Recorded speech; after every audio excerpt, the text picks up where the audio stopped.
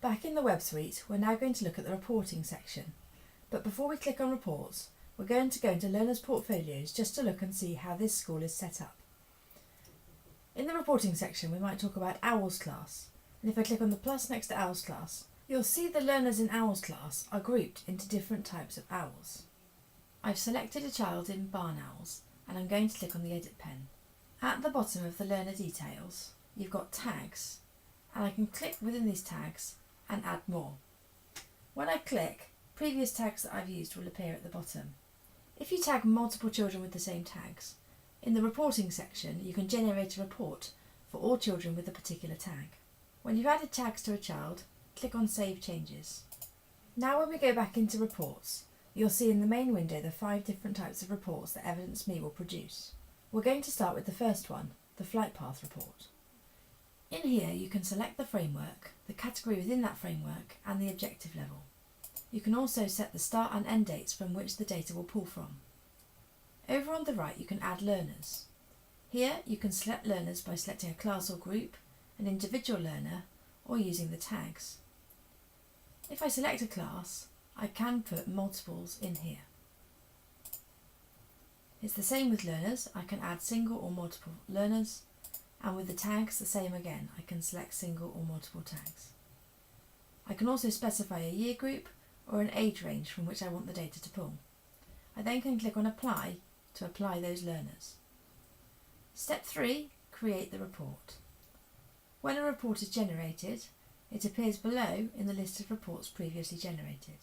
We're going to pop into this one here, the early years shapes, space and measures for 40 to 60 months for barn owls, little owls and snowy owls.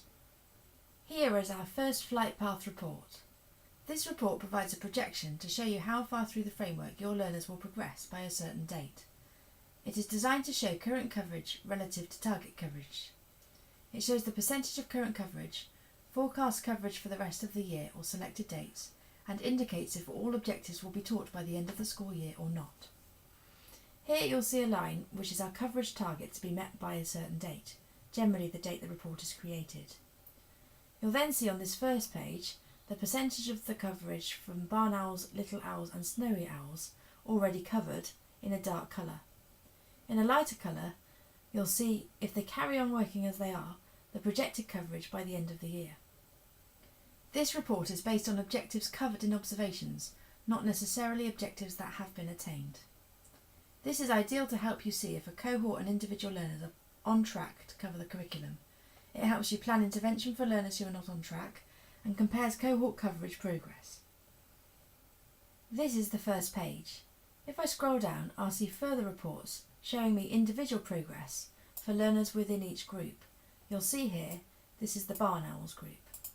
If I scroll down a bit further, I'll see the Little Owls group, and further again, I'll see the Snowy Owls group. Our next report is Framework Coverage and Progress. In here, you can select the criteria for the report in the same way as for the Flight Path report, add your learners in the same way, and click on Step 3 to create the report. In the same way again, any reports created are listed underneath. I'm going to select this one this time, the Early Years Communication and Language Report for Owls class. This time we have a multi-page report with each learner on a different page. If we scroll to the top, we'll have a look at the coverage of the report. The individual coverage report shows how well learners are progressing through the framework objectives. It shows coverage of every category for every learner and is designed to show how the learner is progressing through the objectives during the reporting period. It's great for demonstrating pupil progress as it enables you to see the cumulative percentage of the curriculum coverage for each learner. You can see what level of progress has been made between terms. If you have a look at the boxes, you'll see arrows, double arrows and dashes. You'll also see where your learners are within the curriculum based on the colours. You can use this report to demonstrate the progress levels of your learners, identify those who are making poor progress so that you can address this, and gain an overview of the coverage of the curriculum. The next report is the Teach Next report. The Teach Next report shows you which objectives currently have the least coverage for your learners. It provides a quick way to see what you could be teaching next. Again, the setup filters and ways to define the learners are the same. and then you generate the report which will appear underneath. This time we're going to select this one here, a report for Owl's class. On the first page we have an overall Teach Next report for the class, and on subsequent pages we have Teach Next reports for each individual learner. The Teach Next report is designed to suggest which objectives a teacher should focus on based on which objectives have been covered least or not at all. The Teach Next report is ideal to help you review what you should focus on next for the given cohort or learner. It can assist with your lesson planning and help you demonstrate to interested parties what you still have to cover. Our next report is a Learner Observation report. Learner Observation is a PDF document containing your learner's observations for a particular child or class for a selected date range. This report is great for creating children's learning journeys, and you can also edit the template for this report to suit your school. Simply add the start and end date from which you want to pull the data from, choose a template, and if you were here at the beginning, you can select a template that you downloaded, customise and upload it again if you want to from this area here. You then can add learners and then click to create the report. We'll have a look at this first one, a report for Billy Bottomley. The look and the data pulled through to this report will depend on the template you have chosen. If I scroll down, you'll see this one's got one observation per page. The final report in here is the EYFS Cohort Assessment Report. Before we look at this report in detail, we're going to click on Assessment on the left-hand side. Here you come to the New Assessments area. We've listened to your feedback and we've now made assessments simpler and more powerful than ever. Our assessment page is much more focused on what you want to see. You can see judgments and coverage for each area of learning for any age band. You can click through to help pages, or you can create a filter by clicking on this button here. I have set this up for Owls, but you can select any class, learner, tag or year group, as before. You can also filter by framework, by category and by objective level, and then enter the dates from which you want the data to pull. At the bottom you have the opportunity to turn the Assessment Assistant on. The Assessment Assistant provides an at-a-glance way to see the strengths of your learners. When activated, the assistant will make an entry into your assessment when learners pass the observation thresholds that you have set. I've brought up the help pages here to help show what I mean. The Assessment Assistant will automatically make a judgment of emerging, developing or secure, depending on how many observations that objective has been tagged in for a particular learner. For example, if this objective has been tagged between 1 and 4 times for a particular learner, it will automatically set the judgment to emerging. Between 5 and 7 times, it will automatically set it to developing, and 8 and over, it will set it as secure. If I scroll down here, you can also see the parameters for categories. This is the total percentage of coverage of secured objectives in the objective level or category. Going back into Evidence Me, I have clicked to apply the Assessment Assistant, and I'm going to click on Apply. You'll now see the overall coverage for the learners in Owl's class in different areas of the framework. If I click on these areas to the left, I can expand the areas to see the different categories and strands within those areas. If I want to apply my teacher assessment to override the Assessment Assistant's judgment, then I can click on a judgment for a particular learner in a particular area. I'm taken to a screen similar to the one we saw on the iPad earlier, and we can move the smiley face to wherever we think that judgment should sit. Once our teacher assessment has been applied, the Assessment Assistant will no longer make judgments in that particular area. The Assessment Assistant will make judgments based on the learner observations that you record in the app. The Assessment Assistant will never override any teacher judgment you make in this area. Over on the left, you'll see the Edit Filter button.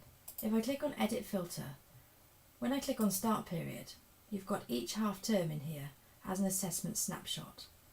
You can change the judgments under each learner within each snapshot to show the progress the learners have made. I'm now going to click back to Reports on the left and we'll explore the EYFS Cohort Assessment Report. This report illustrates how closely groups of learners are matching age expectations. Again, the filters and ways to define learners are the same, and if I scroll down, I can click on the eye to view the report. Here, the performance above, within and below age-appropriate levels is highlighted. You can clearly see the number of children and the percentage working below, at and above the age expectation. The results are based on the learner's age in months and their highest judgment in the selected assessment half-term. This offers summary information for any cohort based on the judgments from any assessment snapshot that you have filled in.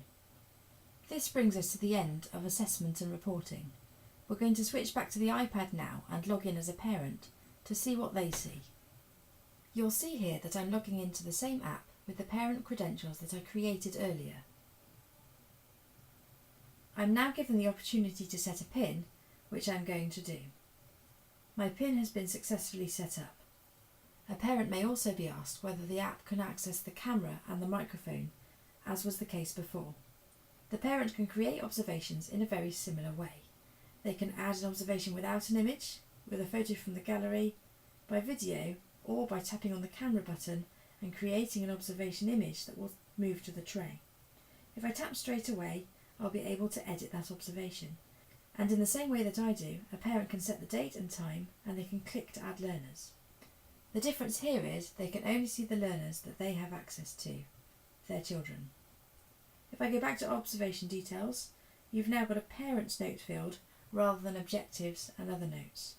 Again, I can tap to edit this, and a parent can add notes in here in the same way that I did earlier. When I go back to observations, that observations will now sit in the observations area, bottom left of the iPad. They can click on the plus to go back to the create screen to create further observations. You'll notice when I go into the observations area that there's an orange box that says parent submission over the observation. Now an observation has been created in Parent Share. When a teacher comes to the landing page in Evidence Me when they have logged in, they'll see an observation with parent submission written across the bottom. Here they can click and view the parent submission, and if they want to add it into Evidence Me, they can click Approve at the top. Alternatively, they can reject. The teacher can click to edit the observation details, the objectives or the next steps objectives for the observation. I'm going to click on Back to return to other observations that are recent. Any observations that have been taken recently are shown in the web suite. You can click on them to make any edits you would like. Here's the one we created earlier. You'll see learners Molly and Polly are still tagged, and any details we added are down here on the right hand side. If I wanted to add this parent share to this observation, I can click on the Edit button next to Observation Details and click Yes against Parent Share. I can then save the changes. Other things you can do with observations in the web suite are duplicate them or delete them altogether. I'm going to click back, and that will save that as tagged for Parent Share. I'm back on the iPad, logged in as the parent. I can now see 3 observations. The first one that I took and I wanted to share with the teacher, my parent submission. The second and third are the ones that the teacher took and tagged for Parent Share. I can tap on these observations to view them and see what my child has been doing. In the role of the parent, I can also tap under Parent Notes, tap to edit, and add a note to the teacher's observation if I wish. I can then return to Observation Details and Observations to browse the other observations. Back in the web suite, if a parent has made a note against an observation and you'd like to view it, click on the observation tagged Parent Share and you'll see the note under Observation Details on the right hand side. Before we exit here, I just want to mention that observations can be created in the web suite directly. You simply click Add under Latest Observations, pop in the experience date and time and Parent Share, any notes, next steps or comments, and create. Under Learners Portfolios on the left hand side, if you were to select a class and then any learner in that particular class, you will be able to view all the recent observations for that particular learner. And if you select the plus in here, you can create an observation for that particular learner from this area. I'm now logged back into Evidence Me on the iPad as the teacher to make my last couple of comments in this area. I just wanted to highlight the little green dots on each observation. The little green dots indicate that the observation has been uploaded from the iPad to the web suite. If the observation hasn't, the dot will be red. As soon as the iPad is within an area with Wi-Fi, all the observations should automatically upload to the web suite. When I go back into an observation here, to the top right, I've got 2 buttons, Delete and Duplicate. It can be useful to be able to duplicate the observation so that you can add different learners and different objectives. It can also, of course, be useful to delete the observation altogether if needed. I can't finish this webinar in any other way than pointing out the fantastic help resources available from the web suite. Simply access them by going to help.evidence.me or clicking on Help on the left-hand side. Thank you for listening today, and if you have any further questions, please do get in touch. We are always happy to help.